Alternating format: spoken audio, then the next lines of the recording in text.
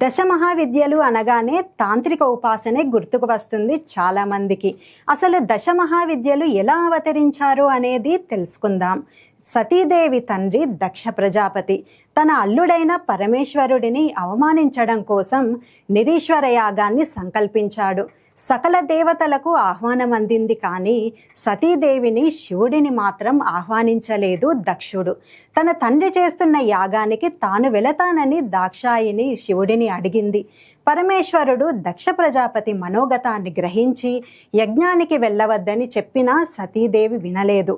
తనని యాగానికి వెళ్లకుండా అడ్డుకున్న శివుని ముందు అమ్మవారు 10 రూపాలలో తన శక్తులను ప్రదర్శించారని పురాణ గాథ. ఆ 10 శక్తి రూపాలే దశ మహావిద్యలు.